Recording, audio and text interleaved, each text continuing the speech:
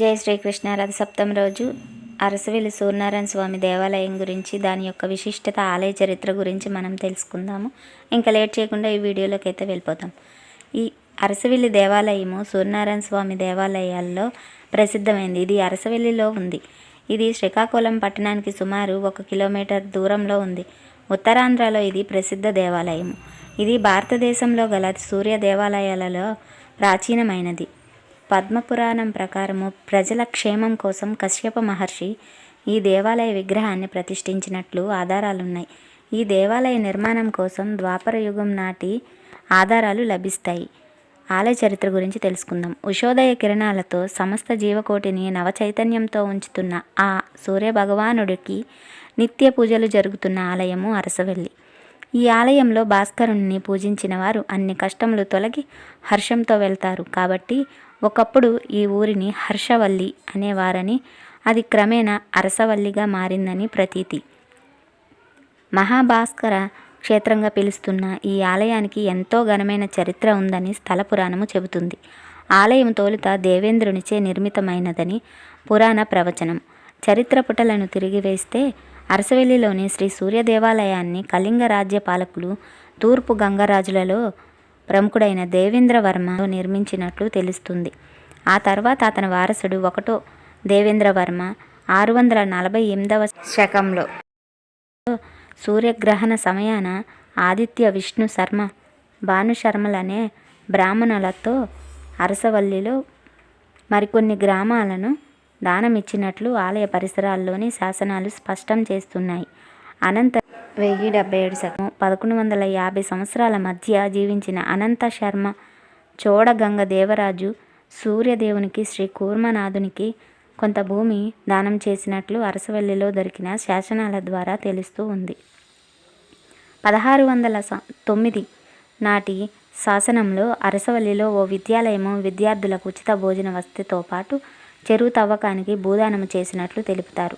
1434వ సంవత్సరంలో తూర్పు గంగ వంశానికి అంతరించినంత వరకు ఆదిత్యుడికి నిత్య పూజలు కొనసాగించారు. అరసవల్లిలో సూర్యదేవాలయం నిర్మాణము గంగరాజులలో ఒకరైన దేవేంద్రవర్మ హయాంలో జరిగింది. కళింగ దేశ రాజధానికి శ్రీముఖలింగము ఉన్న రోజుల్లో ఇప్పిలి అక్కన్న సూరప్ప అనే సోదరులు రాజు దర్శనానికి వెళ్ళి తమకు సూర్యదేవుడు కలలో కనిపించి కొన్ని వివరాలు చెప్పారని విన్నవించారు.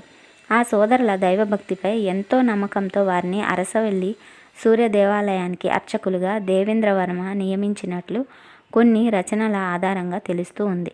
కృష్ణా తీర ప్రాంతానికి చెందిన ఈ సోదరులు శ్రీముఖలింగం వస్తూ ఉన్నప్పుడు వంశధార నదిలో ఒక తాళపత్ర గ్రంథం దొరికిందని, అందులో సూర్యదేవుని పూజా విధానాలు ఉన్నాయని వారు మహారాజుకు తెలిపినట్లు చరిత్ర చెబుతూ ఉంది. వారి వారసులే ఇప్పటికీ ఆలయ అర్చకులుగా కొనసాగుతూ ఉన్నారు. గంగవంశ రాజులు తరువాత గజపతులు అరసవల్లితో పాటు ఉత్తరాంధ్ర ప్రాంతంలోని ఆలయాలను సంరక్షించారు. 1599లో హజరత్ కులీ కుతుబ్ షా శ్రీ కూర్మం వరకు దండయాత్ర జరిపి అరసవల్లి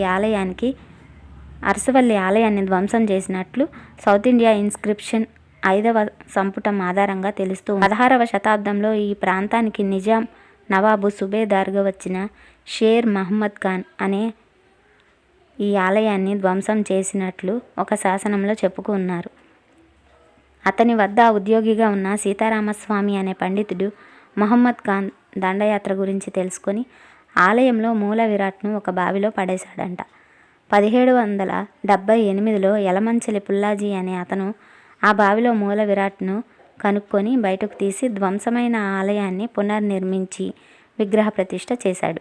ఆ సమయానికి నల్లని గ్రానైట్ శిలతో రూపొందించిన మూల విరాట్ విగ్రహం తప్ప మరే అవశేషము మిగిలి లేదు. అలా కాలక్రమంలో ఇప్పిలి జోగారావు ఆలయ ధర్మకర్తగా ఉన్న సమయంలో సారవకోట మండలము అలుదు గ్రామస్తులైన వరుదు బాబ్జీ దంపతులు ఆలయ వాస్తు నిర్మాణం దెబ్బతినకుండా గర్భగుడిపై విమానాన్ని గోపురం పడగొట్టి దక్షిణాది పద్ధతిన కాకుండా ఒరిస్సా సాంప్రదాయంలో నిర్మించారు.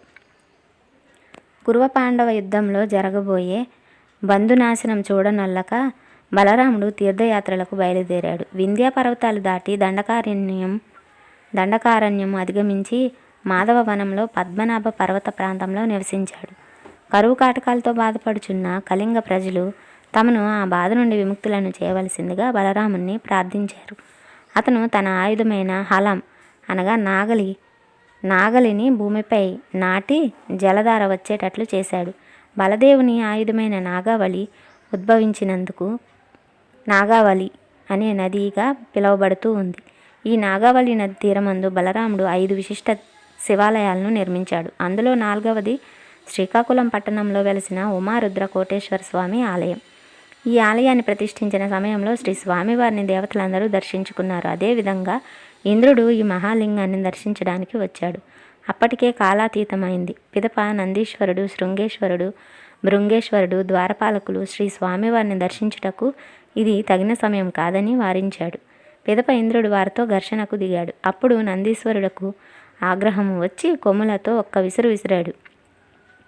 ఇంద్రుడు ఆ కొమ్ముల విసురుకు కొంత దూరంలో పడ్డాడు. ఇంద్రుడు పడిన ఆ స్థలంని ఇంద్ర పుష్కరిణి అంటారు. అప్పుడు ఇంద్రుడు సర్వశక్తులు కోల్పోగా సూర్యభగవాన్ని ప్రార్థించగా ప్రత్యక్షమై నీవు పడిన చోట నీ వజ్రాయుధంతో తవ్వమని చెప్పాడు.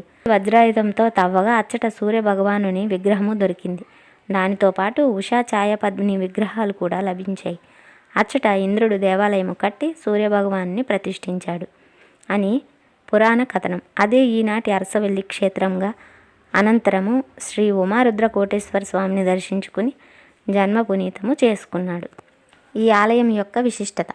ఈ దేవాలయంలో సంవత్సరానికి 2 పర్యాయాలు సూర్యకిరణాలు ఉదయ సంధ్యల్లో గర్భగుడిలో ఉన్న మూల విరాట్టు పాదాలకు సోకేలా నిర్మించడం ఒక ప్రత్యేకత. శ్రీకాకుళం జిల్లాలోని ప్రసిద్ధ దేవాలయమైన ఉషా ఛాయపద్మిని సమేత శ్రీ సూర్యనారాయణ స్వామిని సూర్యకిరణాలు తాకుతాయి.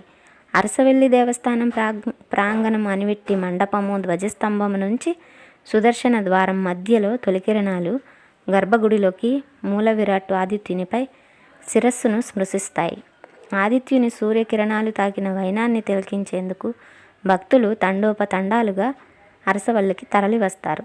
సకల జీవులకు సంక్షేమాన్ని ఆయురారోగ్యాలను ప్రసాదించే శ్రీ స్వామివారి ఇరుచేతులు అభయముద్రలోనే ఉంటాయి. మామూలు రోజులతో పోలిస్తే మాఘ వైశాఖ కార్తీక మాసాల ఆదివారాల్లోనూ ఈ క్షేత్రానికి వచ్చే భక్తుల సంఖ్య గణనీయంగా పెరుగుతూ ఉంది. అందులో ముఖ్యంగా రథసప్తమి నాడు ఆ సంఖ్య లక్షల్లోకి చేరుకుంటుందని విషయం అందరికీ తెలిసిందే. అలాగే ఉత్తరాయణ దక్షిణాయన మార్పుల్లో భాగంగా ప్రతి ఏటా మార్చి 9, 10, 11, 12 తారీఖుల్లోనూ అక్టోబర్ 1, 2, 3, 4 తేదీల్లోనూ స్వామివారిపై ధ్రువమూర్తిపై ఆదిత్యుని తొలి కిరణాలు తాగుతాయి. స్వామివారి పాదాల మీదుగా మొదలై శిరోభాగం వరకు సూర్యకిరణాలు ప్రసరించే అద్భుతమైన అపురూపమైన దృశ్యాన్ని తిలకిస్తే సర్వ పాపాలు తొలగిపోతాయని ప్రతీతి. ఈ రథసప్తమి రోజు ఆలయ చరిత్ర తెలుసుకొని ఆయురారోగ్యాలు ఐశ్వర్యాలను పొంది సకల శుభాలను మనం పొందుదాం. జై శ్రీమన్నారాయణ.